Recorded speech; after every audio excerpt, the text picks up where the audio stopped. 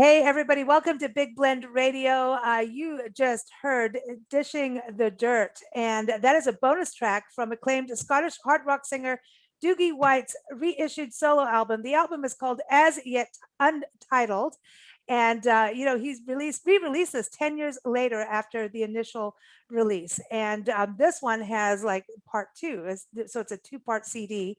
And the first part has the original music he did on his solo, and then a couple bonus tracks, and Dishing the Dirt is one of them, and it's completely badass. And then the second part of the album is covers that he likes to play with a bunch of friends. So super excited to have Doogie here on the show, all the way from Edinburgh. How are you doing, Doogie? Very hot in Edinburgh tonight. Oh, so I'm complaining about hot in Orlando, not as hot Florida. as it'll be in Orlando, I'm sure, but it's hot for Scotland. It's been lovely. Oh, My wee really? face is all burnt. I know. Okay, Albert. So you live in Edinburgh? Then I didn't know if you still lived in Scotland. So you travel out. Wow. Yeah. So a lot going on. Not only releasing the solo album with a whole second part, and then the bonus tracks, but then Alcatraz. You've got a new single out with Alcatraz too. Yeah. It came in threes. When all the touring was cancelled in 2020, I mean, I was supposed to be touring with Michael Schenker from March through to the end of October, starting in Japan and ending up in South America, but that all just got cancelled because of the pandemic. And when I was sitting around, the record company who have released us Yet Untitled contacted me and said they would like to do this. And they had all these cover versions that we had done, a whole group of us, for tribute albums back in the late 90s. Oh. And they owned the rights to all these albums. I didn't know what they had. So they just pulled together and put the second CD together. It's a nice little package, actually. You know, you're getting two albums for the price of one. Yeah. It worked out really well. And then immediately after that, I signed a 3-album deal with a record label called Frontiers, who are based out of Italy. And they have a huge roster of bands. And so I finished the first album with them. The project is called Long Shadows Dawn. Because I thought, because I thought, I had this idea that an audience shouting before we came on, LSD. I thought that would be funny. And the album's called Isle of Wraths, so that comes out next month. And then as I was finishing that album, the Alcatraz guys contacted me and said that Graham had left the band, and they had some tour dates lined up, but of course they got cancelled. So I said, well, why don't we just write an album? So that's what we did. So I wrote from September last year up until probably March this year. I wrote 2 albums and recorded 2 albums. So you're doing a lot of songwriting too, because even Yes. looking at the bonus tracks, you had a couple friends working on the actual songs with you. But Dishing the Dirt, I like that. That's one of your songs too that you wrote. That was myself and a guitar player called Mick Tucker. Now Mick Tucker is from a band called Tank, heavy metal rock legends Tank. And I wrote 2 songs, Dishing the Dirt, and what was the other one? Hang on, it's on there somewhere. Oh yeah, you've got the other one. There's the one that's. Yeah, I don't remember what it was called, but we wrote them together, and that, well, it was a long time ago, and he asked me if I would like to join Tank, so I did 2 albums with Tank, War Machine and War Nation, as well. And then I joined up with Michael Schenker. It's long and complicated. This is interesting because La Paz, you've got La Paz too, and that's something that's the beginning too. And reading through your rock life, which is you've got it. When's the book coming? By the way, I just like, come on, the book's got. We want the book because we want all the scandal. But I was thinking about this today. Our radio show started with us going on a road trip with a tape recorder and recording. We went around and I shouldn't even tell people this, but we went around interviewing people in bars why they love wood, because everybody loves wood. And we got stories of guitars, how bars were built, and all kinds of crazy things. But it was all done on tape. And I was thinking about you're in your beginning, it's what, 35 years as, singing, and, Yeah. getting out there and getting the demo tapes out, and how the music industry has kind of changed, just digitally now. And I mean, how do Yeah. you feel about that? Do you still have your original demo tapes, the actual tapes? Well, for La Paz, yes, I do. Ah, I have the original demo tapes for La Paz, and I have a reel to reel. I was then in a band called Midnight Blue, and I've got the reel to reel for that as well. oh, wow. And then after that, the way it's changed for me is that we no longer go into a rehearsal studio or hire a castle or a big house somewhere and go and rehearse the songs up. It's all done all over the world now.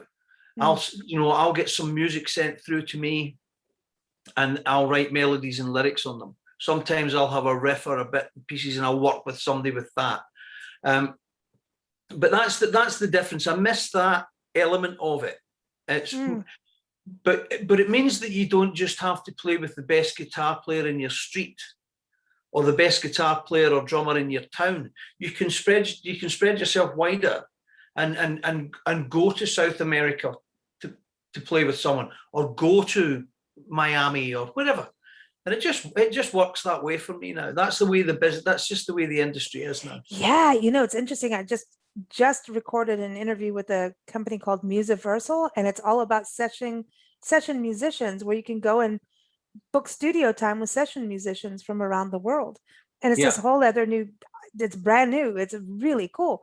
And I'm like, it's really awesome because you can get the talent you want around the world. Like you're saying, you don't have to get on a plane, but there's still that feeling of the band being together and having like the feast and the fight and the wine time that gets crazy, whatever. But it's like was it the old brick house with Fleetwood Mac, like those iconic times? Like, do you miss that part? Like, yes, I miss those times, but the idea, I mean, what I've been doing over the last sort of 9 years or whatever is writing and recording digitally, but then going into a studio to do my vocals in maybe in Germany or somewhere, and then you go into rehearsals and you take it on the road, and so you're still getting that.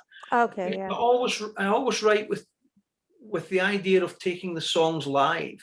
I mean, obviously you can't do them all, but that's the idea behind it. I always write for the live arena. Oh, that's so important. You think about, I know ABBA is totally not like hard rock, right? But you think about how produced ABBA's music was, like it just like, how did they ever make it on stage to be live? Even the Beach Boys and stuff, you're like, how do you do that? So that's interesting what you're saying, that you're writing it that way. So you don't have to have any other special stuff in there. No, you just go for it.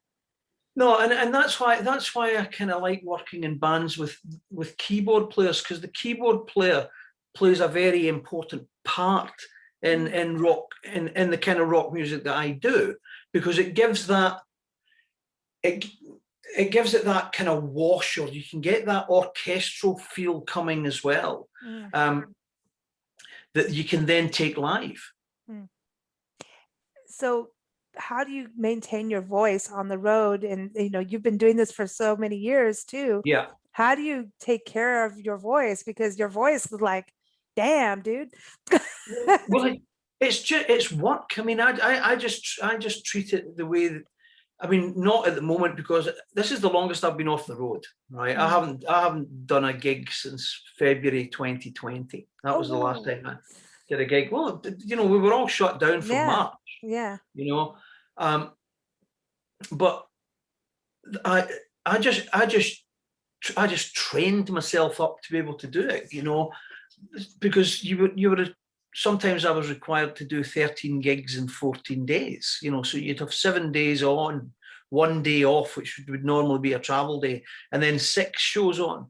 So you just build it up the same way that an athlete builds up, it's like the a muscle that they need to use. Yes, of course. And so I'm steadily getting back into to doing it now and starting to build up again, because I'm hoping to be going on tour later on in the year. So it's time now to start building up again. Yeah. Because it's just like shadow boxing. I mean, singing in the shower is one thing, but there's nothing like standing in a rehearsal room and blasting it out, or getting in front of an audience and blasting it out. The audience is a big deal though, because that's a whole other energy zone when you're in front of an audience. You can't beat that in like a rehearsal, but when you're in front of the audience, it's like double the energy. Absolutely. Me, it's like that big part of it. Are you anxious to get out there and reconnect? I'm missing it. Yeah. I am missing it. And when I speak to my friends, they're all missing it as well, and I've got friends who are crew guys, I've got friends who are lighting guys, tour managers, other musicians, and everybody's looking to get back to playing live as soon as it's safe for us to do so. Right. It's got to be safe for the crowds too, because it's got to be safe for everybody. Yeah. The variance going up and down. Now we're fine. Now we're not. So to me, I think it's just going to be one of those. But you've got to be prepared. So I'm working towards being road ready when the tour's supposed to start in October. So that gives me 3 months. August, September. Right. 10 weeks to get myself up to speed, and I can do it in 10 weeks. Wow. And so you're going to go with Alcatraz, and that'd be the first time you guys are even. That'll be the first. Yeah. Have you performed together yet? No. Wow. No. Wow. So that's crazy. Like so you're having a relationship to write songs. Is that the relationships? Are you doing it all through Zoom and Skype or whatever? Well, they just send me tracks over, and I listen to them, and I add my vocals, my melodies and lyrics to them. So it'll be interesting to get into the studio and see which ones of these songs that are on the new album, which is coming out in October, see which ones actually are going to work in the live arena. Oh, I see. So you can check it out, test the audience, see what they. Well, no, I think, yeah. I mean, we'll be playing 3 or 4 of the back catalogue. And we'll be playing, 4 or 5 from the new album as well, or 3 or 4 from the new album too. So what is it when because you've been in various bands through your career, Malmsteen, I remember Malmsteen being so, like when I was in high school, and I don't want to, it was like graduated in 91. And I remember like just, that was it was such a big deal. Yeah. And I just think about all those bands, like even you going and auditioning for Iron Maiden. And, I think every kid I knew, well, most of my friends were musicians and, partiers and stuff, but they all had Iron Maiden posters. Who didn't have an Iron Maiden poster in their bedroom? Come on, and auditioning for that. I mean, that's like, did you ever have fear of doing that? Like, you know what I mean? Just like, oh, I'm going to audition for Iron Maiden. I would have I don't know. I might have talked myself out of it. Well, it came around very quickly, and I was living in London at the time, and I was about to go up to Scotland, and Dickie Bell, who was the production manager, arrived at my door on the Friday night and said, "You're auditioning for Iron Maiden on Monday." So I only had 3 days to prepare, and I think that you can't go in and be afraid, because you want to show that you're confident enough. Mm-hmm. If someone's going to offer you the job, if someone's taking a chance to audition you should walk in, not be cocky, but walk in, have learned your lines, and be polite and be respectful, and then just and try and nail it, And then Rainbow came out of that, right? It's just like all these. Well, Rainbow came after that. It was, auditioning for Maiden was nothing to do with me getting a job with Rainbow. I had given a tape to again a tour manager. Back to these tapes, I love it. Yeah, I had a cassette. I gave it. Richie phoned me up and said, "I'd like you to fly out to Long Island." And we jumped. I was only supposed to be there for 3 days, but I ended up staying for a week because we were having so much fun. That's awesome. During the audition period, and it was great fun, and we we jammed a lot and we played a lot of the old classic Purple songs and Rainbow songs and some Beatles and some this. Yeah, so you got like when you think about all these songs on the second part of the reissue, you've got like, you know, you've got the Stones, you've got Twisting the Night Away, Love Hurts. We're gonna play Love Hurts. I mean, it's just amazing the covers. Do you do a lot of those in the shows that you do, or are they part of warm-ups? No, I didn't know I had done any of these. You know, I don't remember doing Let's Spend the Night Together or Twisting the Night Away. It's fun. It's a fun version. Yeah, I mean, you know, they're not. It's not something that I've ever played live. They were never intended to be anything other than tributes to the artists. Yeah. I would get a phone call on a Sunday night and say, "Do you fancy singing on a Nazareth tribute album?" And I go, "Yeah, okay." Yeah. And they would give me 3 songs, and I would go in on the Friday. I would learn them during the week, go in on the Friday, and go in at lunchtime and be home again in time for dinner.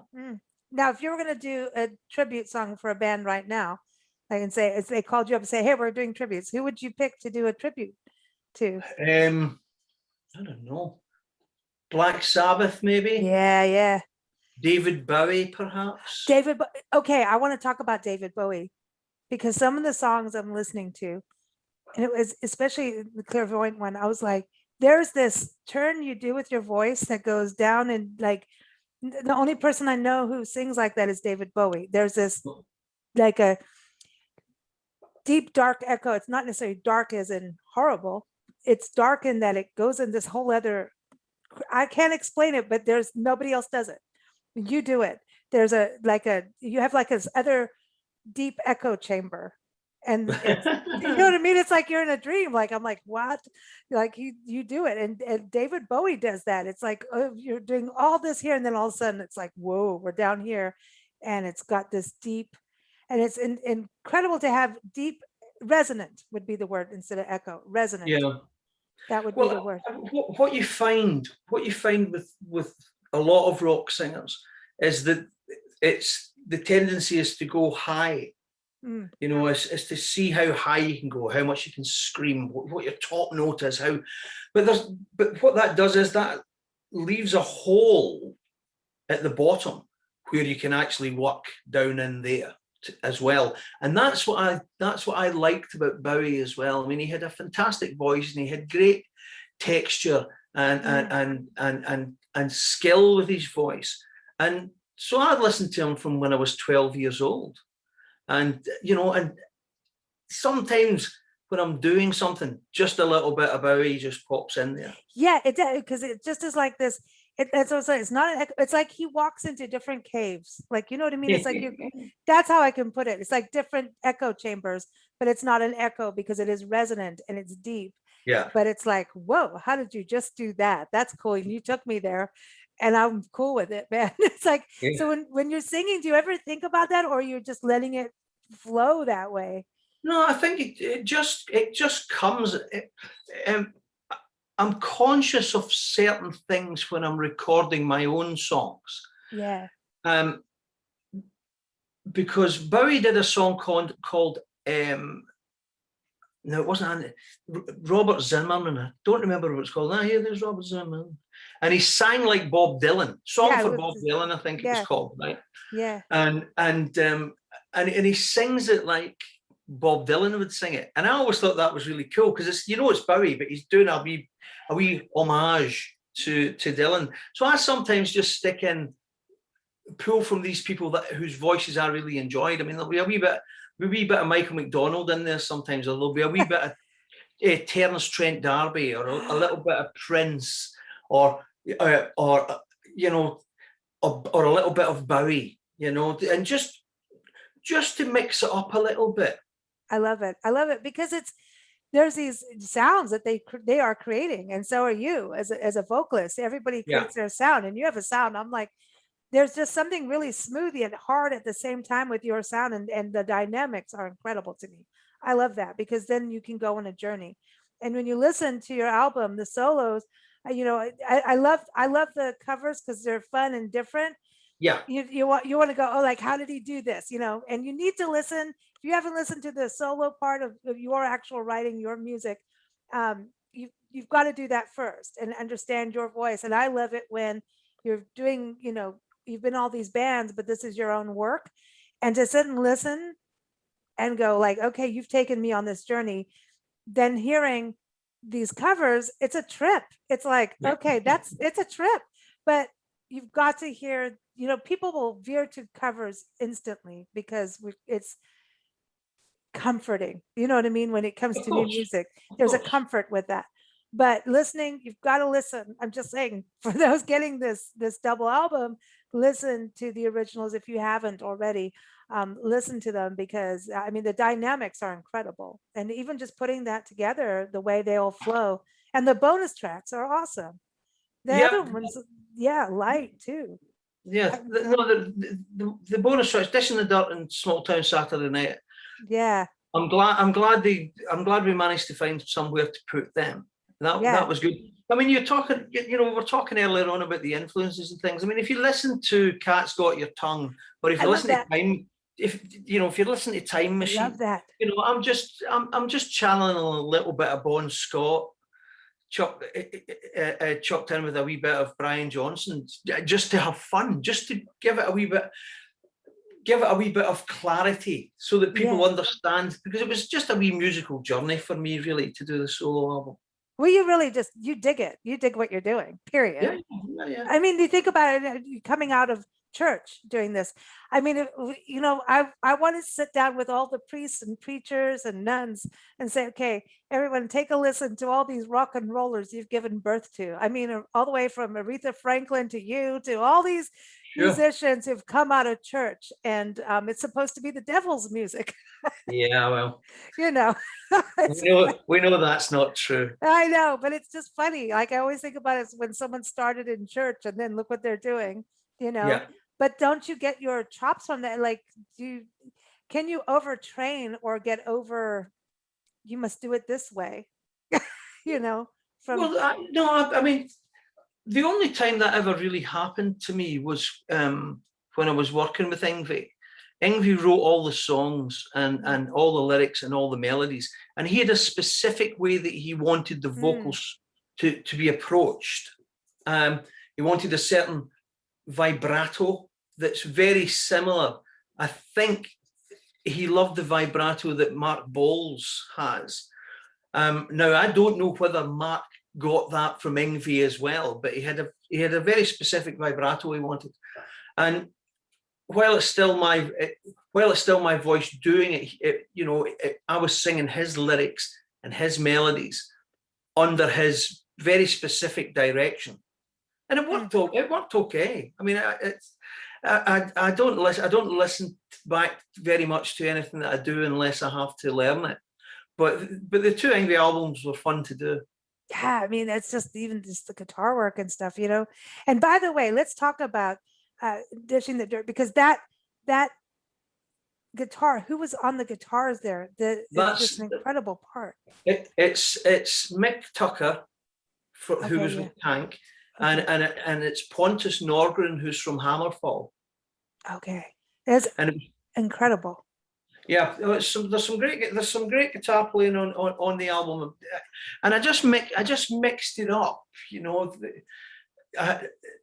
with Thomas Broman, who was with Glenn Hughes and Joe Lynn Turner and on drums, and I had Patrick Johansson, who was the drummer when I was in Yngwie's band, and then of course Sharinian plays keyboards, and Tony Carey and Greg Smith and Neil Murray on bass, Paul Logue. So it was a nice little party, and to top it all off, to have Patty Russo. The Patty was Meatloaf's Paradise by the Dashboard Light Girl for years and years and years, and a good friend of mine. And she was staying with us at the time, and I said, "Will you sing this?" And could only allow her to do it once because the neighbours were complaining. She's so loud. She's got like that. Yeah. I also wanted to play Taste the Band. I wanted to play a bunch of songs on this, but everybody needs to just go buy the album. That's the thing. Can people stream it, or is it strictly CD? I have no idea. So there you go.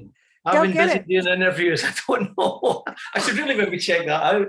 I don't know. Just find it, everybody. Let me give everyone the name again, so that everybody gets it. And I want to talk about this because it's a funny name. The title of the album, really, As Yet Untitled. And so you reissue it, and you could have said As Yet Now Titled, but you No. decided to say I'm still untitled. Well, it was because we had rock magazines over here. We had one called Sounds. It was a newspaper, and it had a metal magazine called Kerrang that came with it. And every week or every fortnight when Kerrang came out, they would say, the Allman Brothers have just gone into the studio to record an album called As Yet Untitled, and I just thought, if I ever get to do a solo album, I'm going to call it As Yet Untitled, and then they can say that about me too. Oh man, see, that gives you freedom. There's a freedom in that, Yeah. of creativity and free spirit.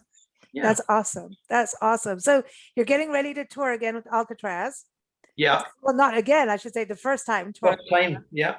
And getting together. And then, so are you in contact with everyone that's on your solo album? Are you still in contact with everyone that's part of that?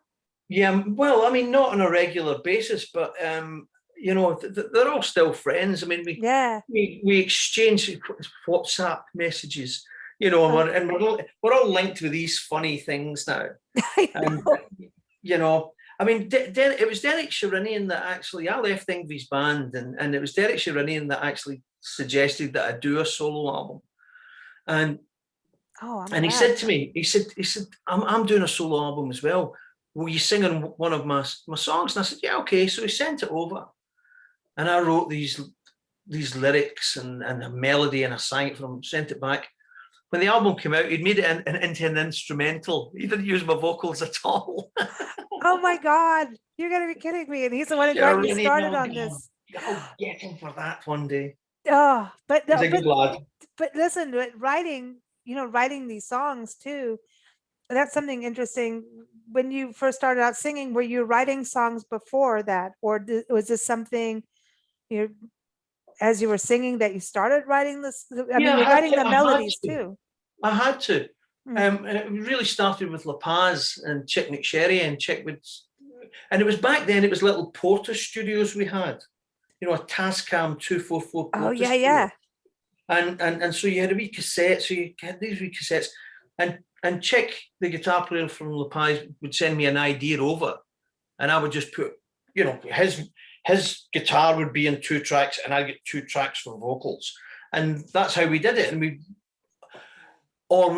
And then we would take it to the band, and we would rehearse it in the rehearsal studios, and then record them. I think we were recording an 8-track at the time, the demo stuff that we did.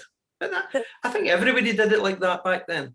Wow. I mean, listen, if the Beatles can record Sgt. Pepper on 8 tracks, I think we can record demos, on 1,000 tracks. But it's interesting, like now, just even thinking about how we've so changed. I know we talked about this at the beginning, but we've changed with all this digital and CDs, and then CDs were in, then it's like different CDs are still there, vinyl, vinyl's made a comeback. I still love vinyl. There's something about vinyl because I want the bumps and scratches too.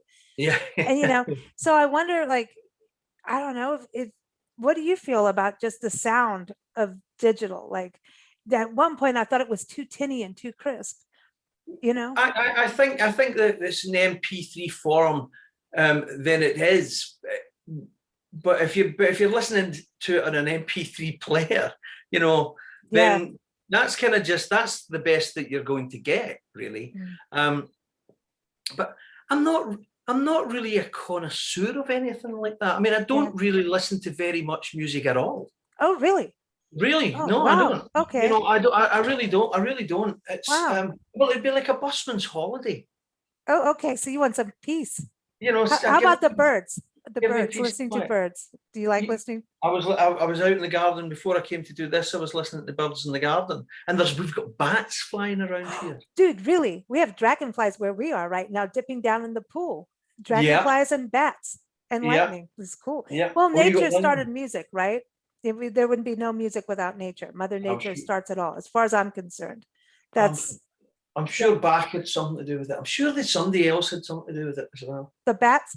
Oh yeah, there's all the spiritual and the religious side too, right? You know, but I think I didn't. Yeah, bats. I didn't have bats when we were in Scotland.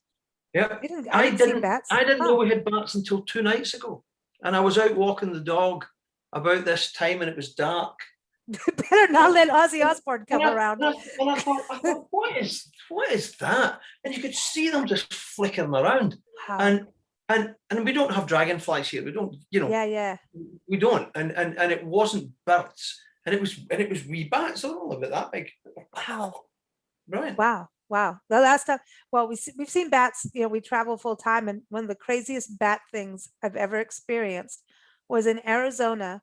We went on one of those gondola rides, and the guys all dressed up in like little Venice, Italy outfits, and he could sing German opera, and Japanese opera, and he's out paddling us, and we went under the Lake Havasu Bridge, which is the replica of the London Bridge. Yeah. And all these bats flew out. Oh, really? Yeah. Wow. And I was like, dude, get me off the boat. I went out. And he's just singing away. It was the creepiest, weirdest. It wasn't creepy, but it was odd. Let's put it that way. But hey, bats in Scotland, I'll take it. So listen, we're going to close with Love Hurts, because this is like a coolest rendition of this. Do you remember performing this, or it's just the album that you were doing a tribute album, you said, for this? That was just I got a phone call on the Monday. Can you do? They were doing a Nazareth tribute, so we did This Flight Tonight, Razamanaz, and Love Hurts.